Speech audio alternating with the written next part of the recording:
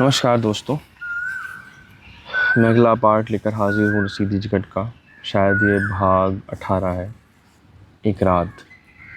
कई बिल्कुल बेगानी बातें न जाने कैसे बिल्कुल अपनी हो जाती हैं और अपने रक्त मांस में भीग जाती हैं। एक बार रात को महाभारत पढ़ते पढ़ते सो गई। सपने में देखा एक कबूतर उड़ता हुआ आया और उसने मेरी गोद में शरण ली। देखा उसके पीछे उड़ता हुआ एक बाज भी था और वह मुझसे उस कबूतर को मांग रहा था। कबूतर अपनी जान की रक्षा की मांग करते हुए कसकर मेरे साथ चिपट गया कि बाज ने कहा, अगर कबूतर नहीं देती तो इसके बदले में अपने बदन का मांस तौल कर दे दे। मैंने अपने बदन से मांस काट कर उसके बराबर वजन का तौलना चाहा, पर कबूतर और भारी होता गया, इतना भारी कि मैं सारी की सारी उसके बदन में मरने को तैयार हो गई। एक हंसी कानों में गूंज गई और इसके साथ ही सारे शरीर में महसूस हुआ कि यह कबूतर मेरी लेखनी का प्रतीक है और एक विरोध इसे जान से मार देने के लिए इसके पीछे पड़ा हुआ है। मैंने कबूतर की ओर जोर से अपने शरीर से चिपटा लिया और इतने में मेरी आंखें खुल गईं। सामने महाभारत का वह पन्ना खुला हुआ था जिसके 12वें अध्याय में अग्नि देवता कबूतर का भेष बदलकर राजा उशीनर से शरण मांगने आता है और उशीनर उसकी जगह अपने शरीर का मांस देने के लिए तैयार हो जाता है। पर इसके पीछे पड़े हुए बाज को वह कबूतर नहीं देता। इस घटना से मैंने अपने मन की शिद्दत को केवल पहचाना ही नहीं, एक राज जैसे आँखों से देख लिया। एक दिन, वह भी एक दिन था जब मैंने अपनी बात विस्तार से लिखने की जगह सोचा था कभी जब मैं अपनी आत्मकथा लिखूंगी केवल 10 पंक्तियाँ लिखूंगी, और वे पंक्तियाँ मैंने कागज़ पर लिख कर रख ली थी।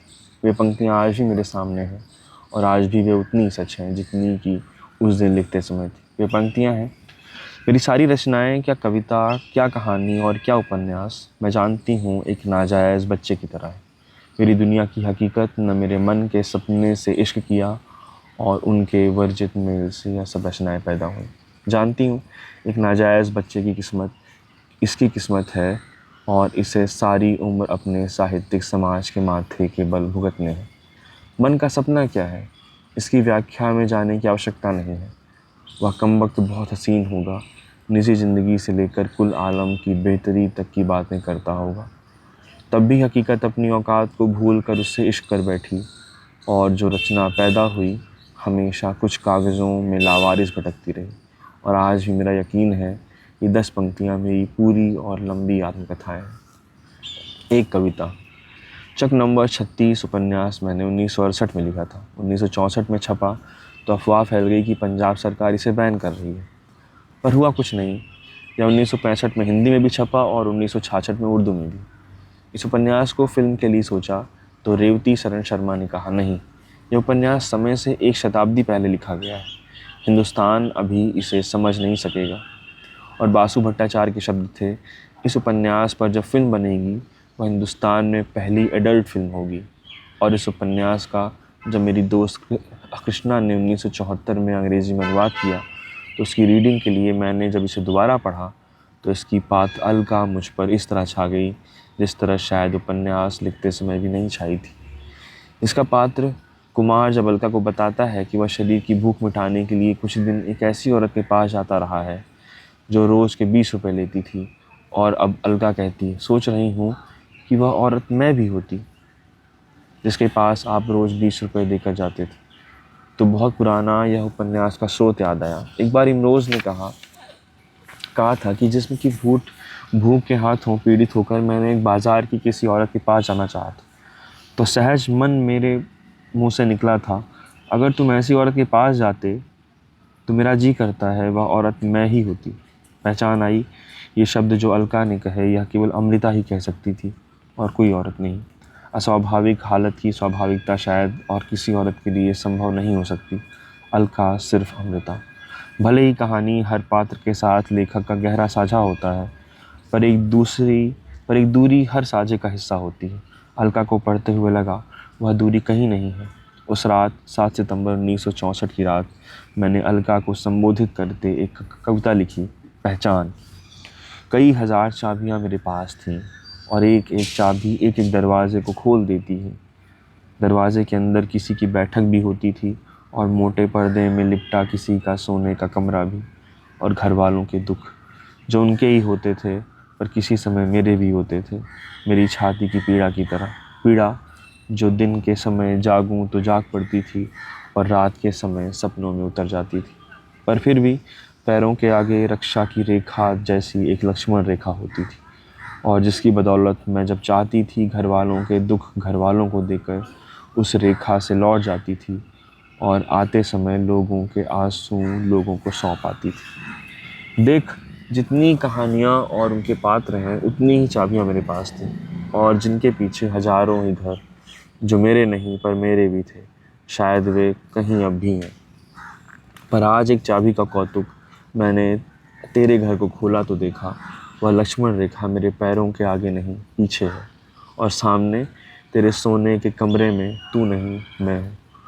यह मेरी एकमात्र कविता है जो अपने ही रचे पात्र को संबोधित करते मैंने लिखी थी। एक त्योरी आज भी सामने देख सकती हूँ, एक त्योरी मेरे पिता के माथे पर पड़ी हुई नहीं, माथे पर ठहर कर 40 वर्षों से मुझे देख रही है। मेरी निगाहबान मेरी नसबदानी कर रही। 1936 की बात है जब मेरी पहली किताब छपी थी। महाराजा कपूरथला ने मेरी किताब को एक बुजुर्गाना प्यार देते हुए 200 रुपये नाम भेजे थे। और फिर थोड़े दिनों बाद महारानी नाभा ने, वह कभी मेरे पिताजी की शिष्या रही थी, मुझे एक साड़ी का पार्सल उस किताब की प्रशंसा व्यक्त करते हुए भेजा था। ये दोनों चीज़ें डाक द्वारा आई थीं। और फिर एक दिन डाकिये ने घर का दरवाज़ा खटखटाया। मेरे बाल मन ने उसी तरह के एक और मनी ऑर्डर या पार्सल की आस कर ली। मुंह से निकला, आज फिर कोई इनाम आया है। और मुझे आज तक अपने शरीर के कंपन सहित उसी तरह वह त्योरी याद है जो मेरी ओर देखकर मेरे पिता के माथे पर पड़ गई थी। उस दिन इतना नहीं समझा था कि मेरे पिता मुझ में जैसा व्यक्तित्व देखना चाहते थे, मैं अपने उस एक वाक्य में उससे बहुत छोटी हो गई थी। बस इतना समझा था कि ऐसी आशा या ऐसी कामना गलत बात है। यह क्यों गलत है और यह किस जगह से एक लेखक को छोटा कर जाती है, यह बहुत समय बाद जाना। और जब जाना तब मेरे पिता के माथे के स्थान पर मेरा अपना माथा निगहबान बन गया। उसने मेरे ख्यालों की ऐसी रक्षा की कि फिर कभी मुझे अचेतन तौर पर मेरा ख्याल नहीं आया। आज सोचती हूँ, दुनिया से कुछ भी लेने के ख्याल से वह एक त्योरी मुझे कैसे सदा के लिए मुक्त कर गई, स्वतंत्र कर गई। जो उस त्योरी पर प्यार आ जाता है, हो सकता है उस दिन वह मेरे पिता के पैर न पड़ती तो मैं कभी उस जैसे विचार की जिससे ज़िंदगी में अपना अपमान कर लेती। पर खुश हूँ मुझे उस पिता का माथा नसीब हुआ जिस पर वह त्योरी पड़ सकती थी। एक और रात की बात, यह भी एक रात की बात है। आज से कोई 40 बरस पहले की रात, मेरे विवाह की रात, जब मैं मकान की छत पर जाकर अंधेरे में बहुत रोई थी। मन में केवल एक ही बात आती थी, अगर मैं किसी तरह मर सकूं। पिताजी को मेरे मन की दशा ज्ञात थी, इसलिए ढूंढते हुए छत पर आए। मैंने एक ही मिन्नत की, मैं विवाह नहीं करूँगी। बारात आ चुकी थी, रात का खाना हो चुका था, और पिताजी को एक संदेशा मिला कि अगर कोई रिश्तेदार पूछे तो कह देना कि आपने इतने 1000 रुपये नकद भी दहेज में दिया है। इस विवाह से मेरे पिताजी को गहरा संतोष था, मुझे भी। पर इस संदेश को पिताजी ने एक इशारा समझा। उनके पास इतना नगद रुपये हाथ में नहीं था, इसलिए घबरा गए। मुझसे कहा, बस उसी के कारण मेरे मन में विचार उठता था, अगर मैं आज रात मर सकूं। कई घंटों की हमारी इस घबराहट को उस रात मेहमान के तौर पर आई हुई मेरी मृत माँ की एक सहेली ने कुछ भांप लिया, और अकेले में होकर अपने हाथ की सारी सोने की चूड़ियाँ उतार कर उसने मेरे पिता के सामने रख दी। पिताजी की आंखें भर आईं, पर यह सब कुछ देखना मुझे मरने से भी कठिन लगा। फिर मालूम हुआ यह संदेशा किसी प्रकार का इशारा नहीं था। उन्होंने नगद रुपया नहीं चाहा था, सिर्फ कुछ रिश्तेदारों की तसल्ली करने के लिए यह बात फैलाई थी। माँ की सहेली ने भी वे चूड़ियाँ फिर हाथों में पहन लीं, और ऐसा प्रतीत होता है चूड़ियाँ उतारने का वह क्षण दुनिया की अच्छाई का प्रतीक बनकर सदा के लिए कहीं ठहर गया है। विश्वास टूटते हुए देखती हूँ, परंतु निराशा मन के अंत तक नहीं पहुँचती, इधर ही राह में कहीं रुक जाती है, और उसके आगे मन के अंतिम छोर के निकट दुनिया की अच्छाई पर विश्वास बचा रह जाता है।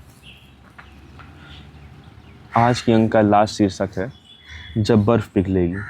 बहुत समय हुआ ग्रीक पैशन में एक गडरिये लड़के की वार्ता पड़ी थी, जो क्राइस्ट का नाटक खेलने के लिए क्राइस्ट चुना जाता है।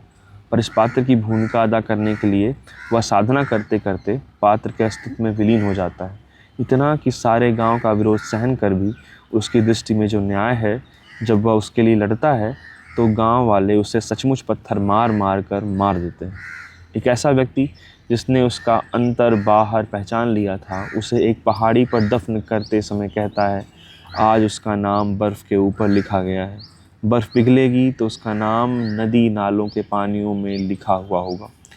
इसी बात को अगर अपने लिए कहूँ तो कहना चाहूँगी, मेरे पास जो कुछ था अगर आज बर्फ़ से दब गया है, तो बर्फ़ जब पिघलेगी, इसके नदी नाले वे होंगे जो एक ईमान से हाथों में नए कलम थामेंगे, और उन कलमों की शिद्दत में मेरा वह कुछ भी सम्मिलित होगा जो आज चुप की बर्फ़ के नीचे दबा हुआ।